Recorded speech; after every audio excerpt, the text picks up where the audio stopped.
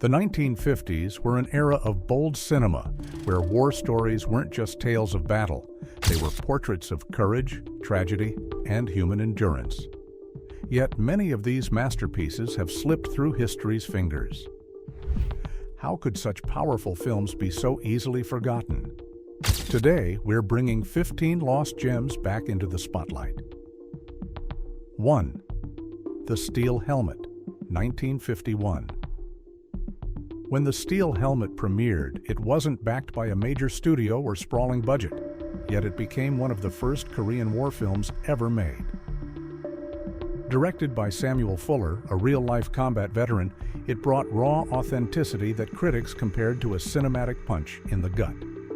What made it so revolutionary was its brutal honesty. Hollywood had been portraying war with polished heroics, but Fuller's soldiers were weary, flawed, and disillusioned. The opening shot, a soldier emerging from a helmet after being buried alive, instantly told audiences this wouldn't be a sanitized war story. Shot in just 10 days on a shoestring budget, Fuller used guerrilla filmmaking techniques, repurposing a Los Angeles park as the Korean battlefield. His cast included Gene Evans in a gruff, career-defining performance and a rare depiction of racial tensions within the ranks, which stirred controversy in early 1950s America. The U.S. Army criticized the film for being unpatriotic, while others praised its unflinching realism. Over time, it faded from mainstream conversation, overshadowed by bigger-budget war epics, but it remains one of the purest examples of a veteran telling the truth about combat. The Steel Helmet doesn't just depict war, it feels like war, harsh, unrelenting, and unforgettable. 2. Fixed Bayonets, 1951. Released the same year as The Steel Helmet, Fixed Bayonets also bore Samuel Fuller's uncompromising stamp. Fuller, having survived Normandy, infused the Korean War setting with a soldier's eye perspective. While it was better funded than The Steel Helmet, it still favored claustrophobic realism over spectacle. The plot centers on a reluctant corporal, played by Richard Basehart, who must lead his men after the death of their commanding officer. Fuller's direction focuses not on grand strategies, but the intimate terror of being responsible for lives. The snow-covered landscapes, filmed in California, become a silent antagonist, emphasizing the isolation and cold of the Korean front. Fox promoted it as a gritty war picture, but audiences accustomed to Wabwatwitude heroics weren't ready for its quiet, introspective tone. The pacing, which some critics dismissed as slow, is now recognized as deliberate, mirroring the tense lulls between firefights. Behind the scenes, Fuller fought studio interference to keep the ending ambiguous, resisting the urge for a triumphant resolution. That choice cost the film commercial momentum, but it gave it lasting emotional weight. Today, Fixed Bayonets feels startlingly modern, a war film more about leadership and the crushing weight of survival than battlefield glory. Third Retreat, Hell, 1952. Despite its fierce title, Retreat, Hell tells one of the most human stories of the Korean War. Directed by Joseph H. Lewis, it follows the 1st Marine Division during the legendary retreat from Chosin Reservoir, a real event marked by bitter cold, overwhelming Chinese forces, and unimaginable endurance. Released by Warner Brothers, the film had cooperation from the U.S. Marine Corps, which provided equipment and even Marines as extras. While this gave the film a sense of scale, it also meant certain battle depictions were softened for propaganda purposes. Yet Lewis managed to slip in moments of unexpected poignancy, soldiers sharing cigarettes before a near-suicidal mission, or a Marine quietly mailing a letter home knowing he might never return. Audiences in 1952 appreciated the patriotic framing, but the film's true artistry lies in its pacing. Rather than a relentless march of action, Lewis alternates between camaraderie and chaos, letting the bonds between soldiers breathe. Over time, the Korean War faded from Hollywood's spotlight, and so did Retreat, Hell. But to watch it today is to witness both a tribute and a subtle meditation on the cost of survival. 4. 8 Iron Men, 1952. When 8 Iron Men debuted, it was a modest Columbia Pictures release based on Harry Brown's Broadway play, A Sound of Hunting. At first glance, it looked like a simple World War II drama, a small squad of GIs trapped behind enemy lines in the Italian campaign. But the brilliance lay in its minimalism. Director Edward Dmytryk, freshly returned from the Hollywood blacklist, crafted a tense chamber piece disguised as a war movie. Instead of sprawling battlefields, much of the story unfolds in a single, ruined building.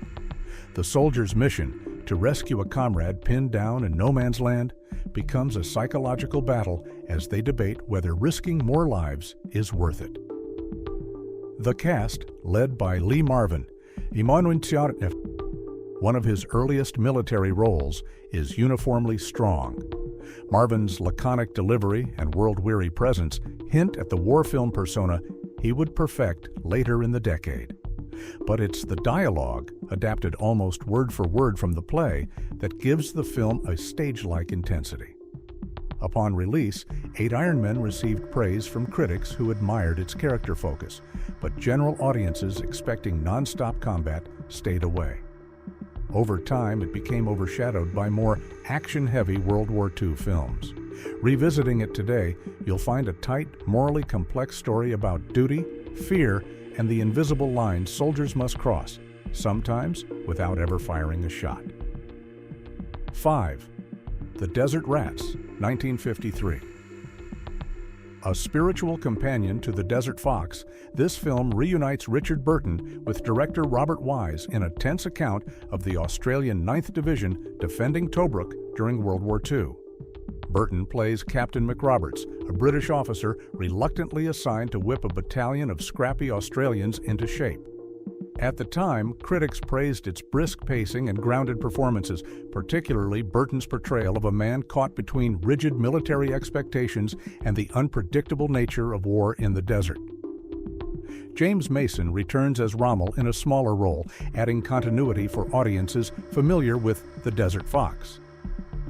Behind the scenes, the production benefited from the cooperation of the Australian government, which provided uniforms, military advisors, and historical accuracy.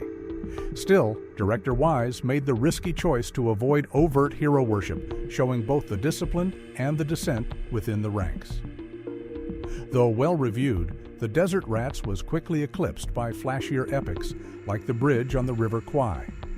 Its restrained tone and focus on camaraderie over spectacle made it quietly powerful, but also less commercially flashy.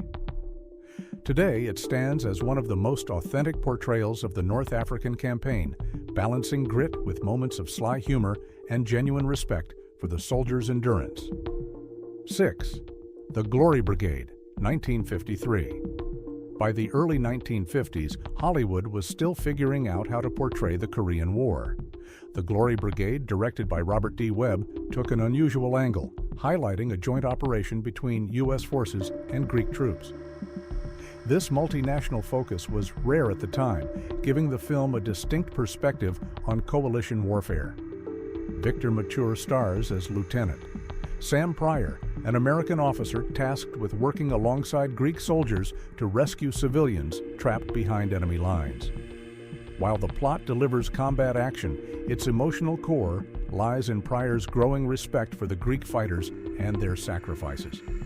Shot in rugged California terrain standing in for Korea, the film combined military cooperation with Hollywood efficiency. The U.S. Army lent authentic vehicles and equipment, while Greek cultural details, from language to traditions, were handled with surprising care for the era. Critics appreciated the cultural angle, but audiences were lukewarm, perhaps because the film didn't fit neatly into the familiar American-centered war narrative. Over the years, it has largely been forgotten outside of war film circles. Seen today, The Glory Brigade is more than a curiosity. It's an early example of Hollywood exploring the bonds between allied nations, long before such narratives became popular in modern war cinema. 7. Halls of Montezuma, 1951. When Halls of Montezuma hit theaters, it arrived as a 20th Century Fox prestige production, a full-color WY2 epic starring Richard Widmark at the peak of his rising fame. Directed by Louis Milestone, already celebrated for All Quiet on the Western Front, the film promised audiences thrilling Pacific theater action. But beneath the marketing, it was something far more intimate. Set during the Battle of the Pacific, the story follows a Marine platoon tasked with capturing a Japanese-held island. What makes the film stand out is its structure. Rather than simply marching from battle to battle, Milestone weaves in flashbacks for each soldier, showing who they were before the war. These personal glimpses, from a teacher to a street hustler, humanize the Marines in a way few war films of the era dared. Widmark delivers a nuanced performance as lieutenant. Anderson, a leader suffering from crippling migraines and survivor's guilt. Supporting roles from Jack Palance, Robert Wagner, and Richard Boone bring a mix of toughness and vulnerability, creating a believable sense of unit cohesion. Filming was done with extensive cooperation from the U.S. Marine Corps, using real amphibious landing craft, weapons, and even some authentic island locations. This realism was balanced with Hollywood's dramatic touch, resulting in battle scenes that feel both staged and lived in. Critics praised its blend of action and character drama, but its quieter moments, soldiers questioning the point of their mission, didn't resonate as loudly with post-war audiences looking for uncomplicated patriotism. Over time, its humanistic approach caused it to be overshadowed by bigger, louder war spectacles of the 50s. Today, Halls of Montazuma remains remarkable for its empathy, showing that even in the midst of brutal warfare, every soldier carries a life story worth remembering. It's not just a battle film, it's a mosaic of humanity under fire. Tatan Far 8. The Hunters, 1958. By the late 1950s, Hollywood was experimenting with war films that blurred the line between traditional heroism and personal obsession. The Hunters, directed by Dick Powell, is a prime example, a Korean war drama that doubles as a psychological study of its pilots. Based on James Salter's novel, the film stars Robert Mitchum as Major Cleve Iceman Saville, an aging, highly skilled fighter pilot facing the reality that his prime may be behind him. The story follows Saville as he takes a young, cocky wingman under his mentorship, while also dealing with the complex moral challenges of air combat. Unlike many war films of the era, The Hunters spends as much time in the air as it does on the ground. The aerial cinematography, shot with cooperation from the U.S. Air Force, is stunning for its time, featuring actual F-86 Sabres in flight. These sequences give the film a visceral realism that even modern CGI struggles to replicate. The drama deepens when a rivalry develops between Saville and another pilot, culminating in a tense rescue mission behind enemy lines. The film explores the toll that constant danger, moral ambiguity, and personal pride can take on servicemen, themes that felt unusually modern for a 1950s war picture. Despite its ambitious scope and Mitchum's magnetic performance, The Hunters didn't achieve box office success. Critics were split. Some praised its intelligence, while others felt it was too restrained for an action film. In the years since, it has largely disappeared from popular war movie lists. Revisiting it now, one can see The Hunters as a precursor to later aviation dramas like Top Gun, except with a deeper sense of melancholy and moral complexity. It's a war film about skill, ego, and the haunting cost of survival. 9. Men in War, 1957. Anthony Mann's Men in War is not only one of the most underappreciated war films of the 1950s, it's also one of the most atmospheric. Released during a time when Korean War films were rare, it broke from traditional patriotic narratives to deliver something far more introspective and unsettling. The story follows Lieutenant Benson and his weary platoon as they try to reach their company's position before nightfall. Along the way, they encounter a hardened, independent sergeant, played by Aldo Ray, who is escorting his shell-shocked commanding officer. The uneasy alliance between Benson's disciplined approach and the sergeant's blunt pragmatism forms the heart of the drama. What makes Men in War remarkable is its mood. man uses the Korean landscape, filmed in California, as a metaphor for the psychological toll of combat. Silence dominates long stretches, with the occasional burst of gunfire shattering the oppressive stillness. The soldiers are constantly on edge, unsure if the next hill hides an ambush or safety. Behind the scenes, the film had no official U.S. military support, freeing men from propaganda requirements. This allowed for a grittier, more morally ambiguous portrayal of war, where survival often depends on compromise rather than idealism. Upon release, it was praised in Europe, but met with mixed reviews in America, where audiences weren't accustomed to war films that questioned traditional heroics. Over time, it faded from memory, known only to serious war cinema enthusiasts.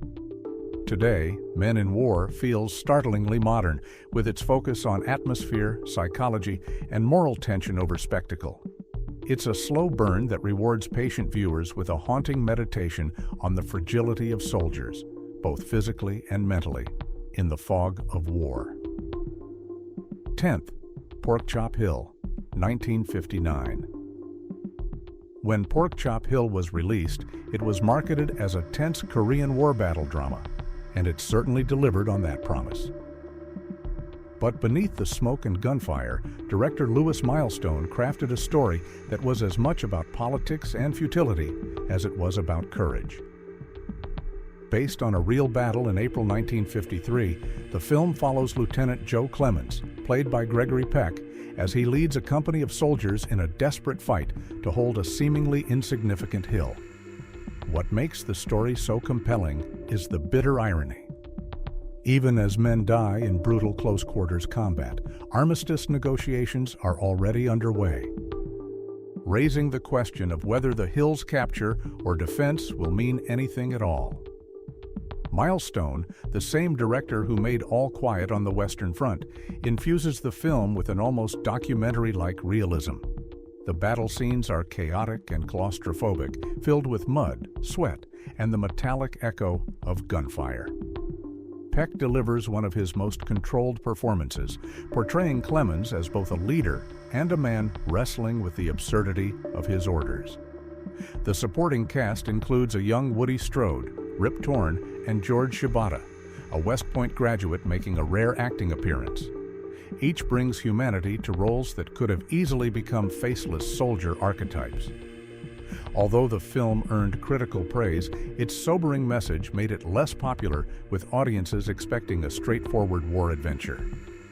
Over the years, Pork Chop Hill has been overshadowed by more commercially friendly war pictures of the era, but it stands as one of the most intelligent and morally challenging films about Korea. Seen today, it's not just a war story, it's a parable about the human cost of political maneuvering, where heroism exists side by side with haunting futility. 11. The Bridges at Tokari, 1954. William Holden was no stranger to war dramas, but The Bridges at Tokari gave him one of his most quietly devastating roles. Based on James Michener's novella, the film tells the story of Lieutenant Harry Brubaker, a naval aviator reluctantly recalled to active duty during the Korean War. Unlike many war films of the time, The Bridges at Tokari begins not with battlefield glory, but with a deep sense of reluctance. Brubaker wants nothing more than to return to his wife and daughters, but duty pulls him back into danger. His mission, to destroy a set of heavily defended bridges, becomes a symbol for the personal sacrifices demanded of service members. Directed by Mark Robson, the film benefits from stunning aerial sequences shot with full cooperation from the U.S. Navy real carrier landings, takeoffs, and low-level bombing runs over mountains, lend the film an authenticity rarely matched in its era.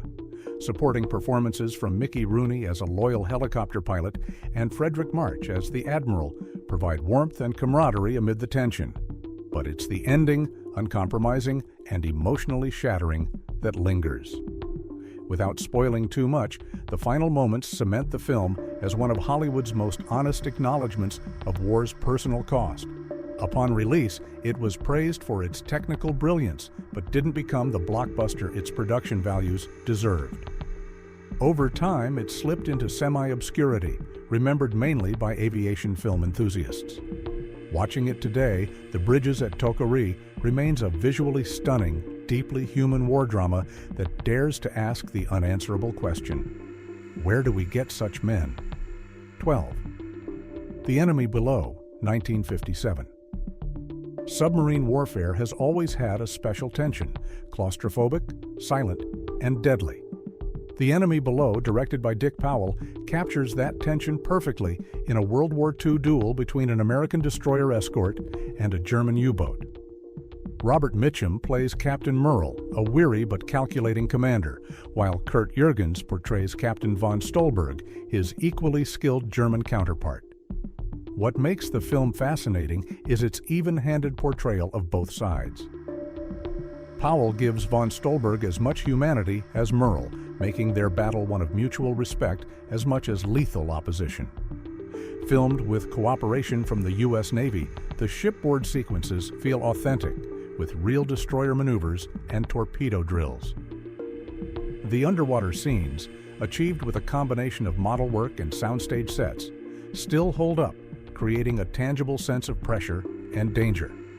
Rather than demonizing the enemy, the script focuses on the chess game between two experienced commanders, both bound by duty yet yearning for the war to end. This humanistic approach was rare in 1950s war cinema and gives the film a timeless quality. Upon release, it was well received critically, but never reached the legendary status of other naval war films. Over the decades, it has become a hidden treasure for those who appreciate intelligent, suspenseful combat stories. The Enemy Below isn't just a battle at sea, it's a meditation on the shared burdens of leadership, honor, and the quiet hope that even enemies can see the humanity in each other. 13th Battlecry, 1955. When Battlecry hit theaters, it had everything to suggest a box office smash: big studio backing, sweeping Technicolor visuals, and a script based on Leon Uris's best-selling novel. Directed by Raoul Walsh, it followed a group of young Marines from boot camp through the Pacific campaigns of World War II, balancing romance, camaraderie, and combat. Its opening act introduces us to a wide ensemble, played by Aldo Ray, Van Heflin, Tab Hunter, and others, each with a distinct backstory and dream. The brilliance of Battlecry is in how it alternates between sunlit moments of friendship and the darker realities of war. We see the excitement of young recruits giving way to exhaustion, heartbreak, and loss. Walsh, known for his knack with large cast epics, leaned heavily on location shooting, capturing both the tropical beauty and grim battlefields of the Pacific theater. The combat scenes are expansive yet personal, often focusing on the faces of the men rather than distant explosions. The film was a financial hit upon release, largely due to Uris's name recognition, but over the decades it became a victim of its own era. By the time grittier war dramas emerged in the 60s and 70s, Battlecry seemed too polished and too romanticized for audiences seeking harsher realism. Yet modern viewers may find its balance of sentiment and grit refreshing, a portrait of wartime that remembers not only the battles fought, but the youth and dreams that were left behind. In that way, Battlecry is both an epic and a quiet elegy. 14. Heaven Knows, Mr. Allison, 1957. Part war film, part survival drama, Heaven Knows, Mr. Allison is one of the most unusual World War II stories of the 1950s. Directed by John Huston and starring Robert Mitchum alongside Deborah Kerr, it focuses on two characters stranded together on a Japanese-occupied Pacific island, a gruff Marine corporal and a devout Irish nun. The premise could have easily fallen into melodrama, but Huston keeps it grounded in character study. Mitchum's Allison is a rough-around-the-edges soldier whose blunt charm slowly breaks through Kerr's serene composure. The tension isn't just from the Japanese patrols they must avoid, it's in their emotional restraint and the growing bond between them. Filmed on location in Tobago, the lush island setting becomes both a paradise and a prison. Houston, ever the craftsman, uses the landscape to mirror the shifting moods of the story. Tranquil seas during rare moments of peace, stormy skies when danger looms. The film was a critical success, earning Kerr an Oscar nomination and solidifying Mitchum's reputation as more than just a tough guy actor. Yet over time, it has slipped under the radar, likely because it doesn't fit neatly into the battle action mold of typical war pictures. Today, heaven knows, Mr. Allison stands as a rare war film that values emotional intimacy as much as military action. A reminder that survival often depends as much on human connection as on strategy. 15. The Cruel Sea, 1953. Although a British production, The Cruel Sea deserves a place here for its powerful and enduring portrayal of World War II naval warfare. Directed by Charles Friend and based on Nicholas Monserrat's novel, it follows the officers and crew of the HMS Compass Rose as they escort convoys across the treacherous North Atlantic. Jack Hawkins delivers a commanding performance as Captain Erickson, a merchant Navy officer thrust into military service. The film's true strength lies in its authenticity. From the cramped ship interiors to the constant threat of U-boat attacks, every frame feels steeped in the cold, salt-sprayed reality of convoy duty. One of the most haunting moments comes when Erickson must order depth charges dropped on a suspected submarine, knowing survivors from a recently torpedoed ship may still be in the water. It's a moral decision that encapsulates the impossible choices of wartime command. Shot partly at sea and partly on sound stages, The Cruel Sea achieves a remarkable sense of realism for its time. The special effects, model ships battling towering waves, are surprisingly convincing even decades later. In the UK, the film was a major success, but in the US, it never achieved the same recognition, likely due to its understated style and lack of traditional Hollywood spectacle. Today, it remains one of the most humanistic naval war films ever made, focusing less on victory and more on endurance. The 1950s gave us war films that were as varied as the conflicts they depicted, some grand, some intimate, all worth remembering. These 15 titles remind us that history's greatest battles aren't just in the record books, but in the stories we choose to keep alive.